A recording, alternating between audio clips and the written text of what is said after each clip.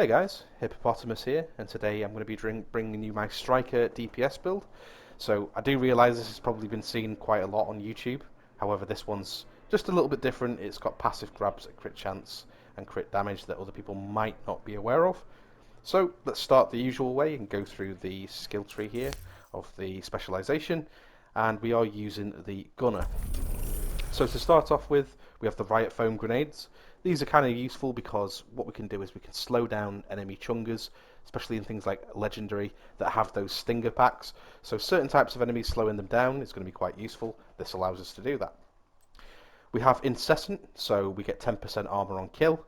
This is kind of nice, but because we have a low armor pool, it's not going to be a massive number. So it's not something that we completely want to rely on. It will just help top us off and keep us in the fight for just a little bit longer. We also have couplers, so every third reload is 50% faster. This is great because we're going to be going through a lot of ammunition, a lot of magazines, so this is going to reduce our downtime. Okay, so we also have hardened armor kits, so this is going to give us a 30% bonus armor, plus the armor kit, which is 100% for 10 seconds. It's good because usually when you apply an armor kit, you're in trouble. And this is going to allow us to poke our head back up with 30% more armor and start doing damage again. This is useful, and I think this actually comes with quite a lot of value, so that's a good one. So we also have Supply Line. Supply Line is really good because it gives us 10% of our ammo capacity for every 60 seconds. Again, as we've said, we're going to be going through a lot of ammunition, so this is going to keep us in the fight for longer. We also have Barrage. Rate of fire increased by 5% on a kill for 5 seconds. Really useful, ties into the gear set that we're using with the fire rate increase from Strikers. We also have Emplacement. Again, this is going to give us 10% weapon handling and directly ties into the gear pieces that we're using of Strikers because we gain 15% weapon handling from wherein the 2-piece or 3-piece? 2-piece, I think, of Strikers. So this is going to total up to 25% in total. The most important things, if nothing else, is just the synergizing weapon damage, and we are using a shotgun and an assault rifle. Perfect. Let's just go down to the range and have a look at the build and go through the pieces. So to quickly start, we are using the rock and roll shotgun. The most important thing to note about this is our primary way of getting stacks. And what I mean by stacks is that Striker stacks up damage. And the way that this works is that if you shoot a weapon with one bullet at a time, it's going to stack one at a time. This fires 8 pellets, so every hit that you get could potentially be giving you 8 stacks. So that's why we take it, as well as the fact that it's automatic and allow us to get stacks quickly. We'll show more about this at the range. So this one comes with weapon damage, damage to armor, and damage to targets out of cover. Those are the main 3 attributes that you really want when it comes to any kind of weapon, really. The talent is perfectly extra, so the difference between this one and, say, the lefty is that it has an extra 10 rounds in the magazine. If you don't have a rock and roll, you can use a lefty. The lefty is very good as well with its talent. It gives you extra armor damage and slows targets down, which is useful. However, you would need to use a concussion grenade, just to note that. But the rock and roll with the 10 extra rounds is more suitable for purpose of what we're doing, and that's why I've chosen it. Right, so our main weapon, the Chameleon. The first thing to note really is just that I have very high expertise levels on this, 29. The more you can put in, the better this will do for you. But I like this weapon because of what it does, and it's going to allow us to get passive grabs at crit chance and crit damage. We'll see more about that in just a second. So this one comes with the core attributes of assault rifle damage and health damage, and then all importantly, that bottom attribute, the third rail, of damage to targets out of cover. Fairly easy to get. If you keep re-rolling it, you will get one, and it's worth having that because it's multiplicative damage. Now, most importantly, the reason why we're using this is because of the talent. So, hitting the head grants basically 20% crit hit chance and 50% crit hit damage. So, what this is going to do is going to allow us to reach the crit cap, which is 60, or as close to it as possible by just shooting enemies in the head. And we only have to do that 30 times, and we keep that bonus up for 45 seconds. So the next one is if you hit enemies 65 times in the body, you're going to get 90% extra weapon damage. That is absolutely insane. 90%, that's nearly double damage, okay, for 45 seconds. And the last one is just hitting the legs 20 times. It grants 150% reload speed for 45 seconds. It's kind of useful, but it's not something that we want to be aiming for. We're aiming for the top two talents mostly. The buffs refresh when out of combat. That is something useful to note if you are using the exotic gloves, but in this case, we actually aren't. Right, so for the pistol, this is one of our other ways of getting passive crit chance and crit damage.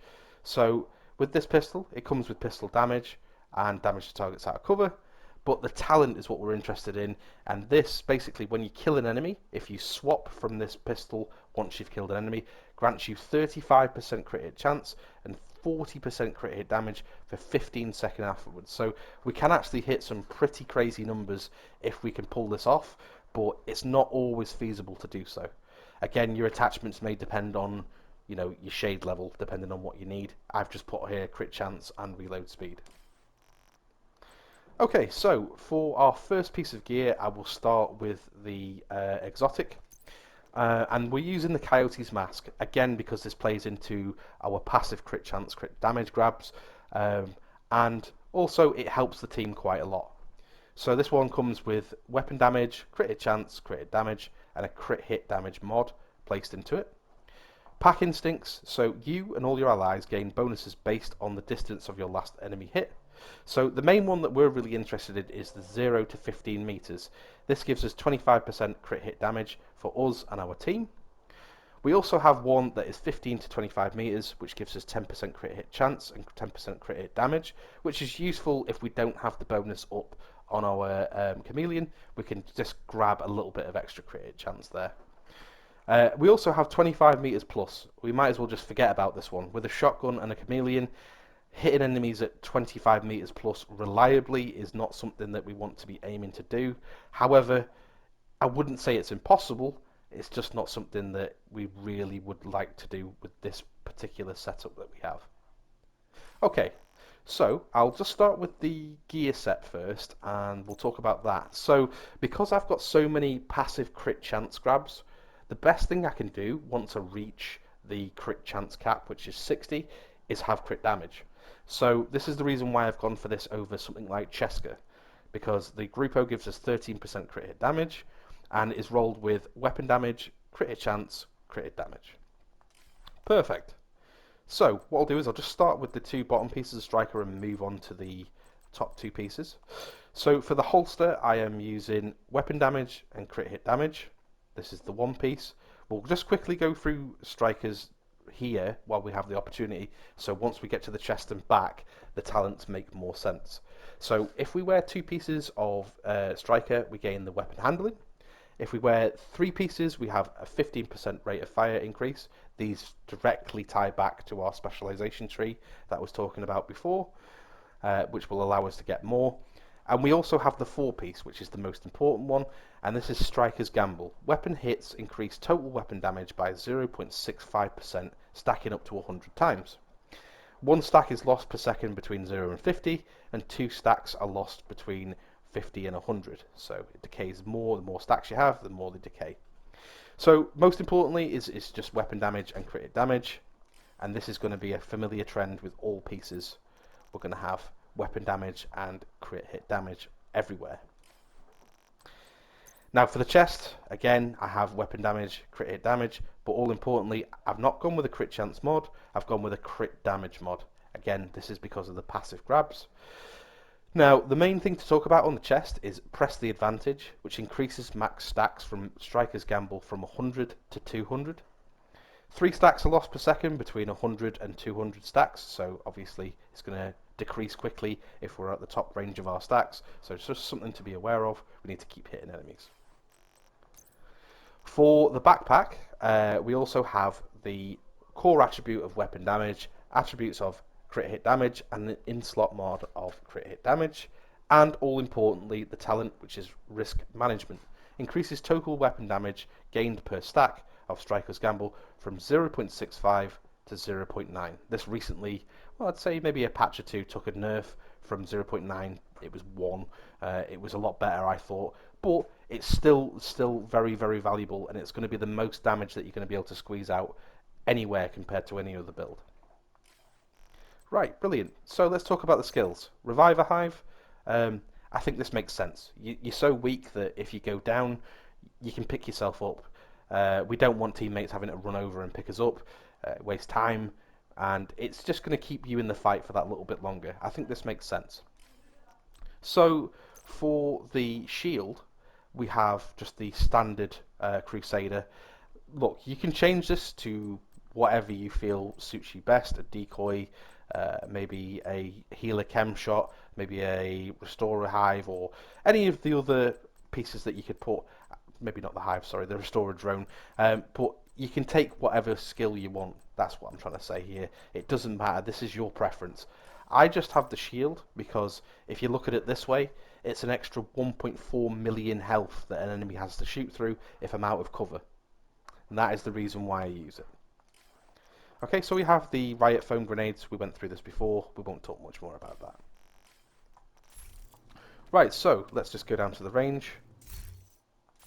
Check that our modifiers are off, which they are.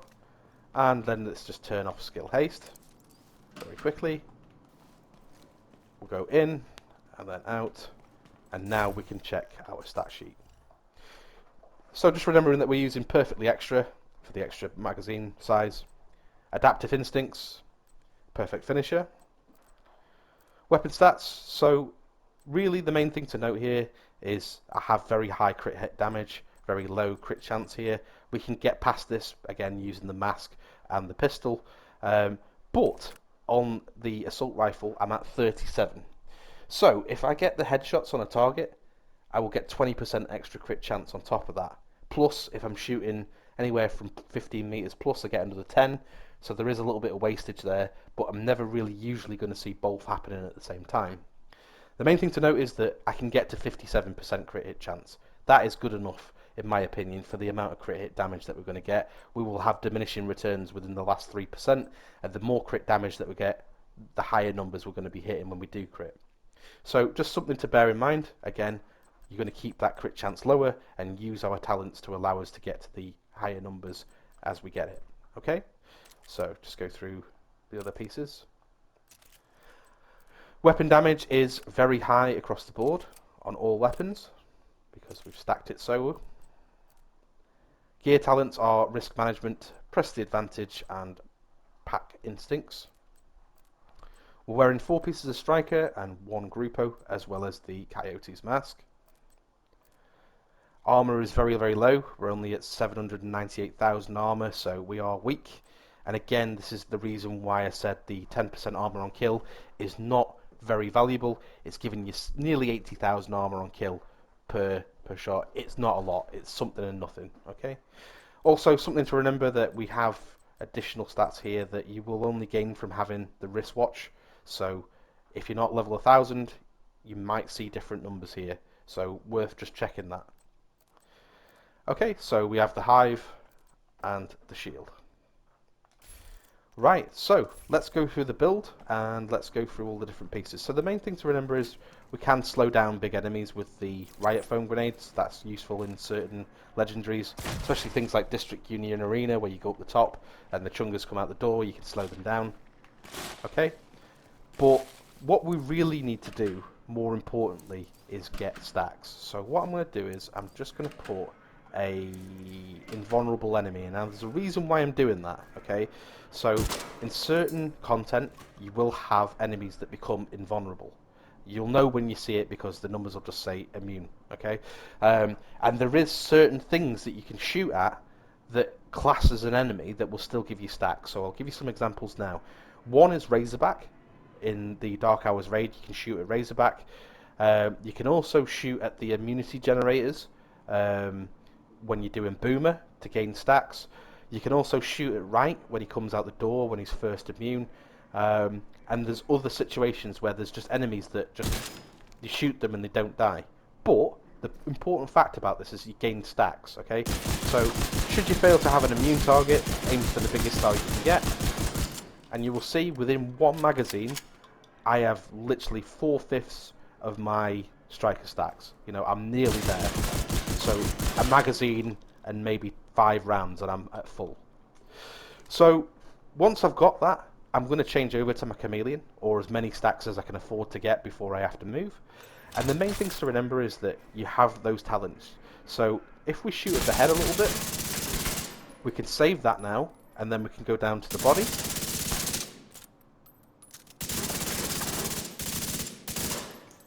Right, so where I'm sat now is I have 2 of the talents almost unlocked. So say if we were fighting against Boomer, what I can do is the minute that Boomer goes down, I can shoot him in the body, and then shoot him in the head where you're supposed to shoot him, and all of a sudden I'm hitting for really, really big numbers, 2.3 million. Okay, so this is useful for, you know, whenever you're playing, but you're not always going to get these like this. It's not always going to exactly happen like that. The main thing is just to try and get your headshot first because of your crit. Your crit is a little bit low, and then move on to the body and get your stacks. However, maybe on Boomer, you might do this the opposite way round.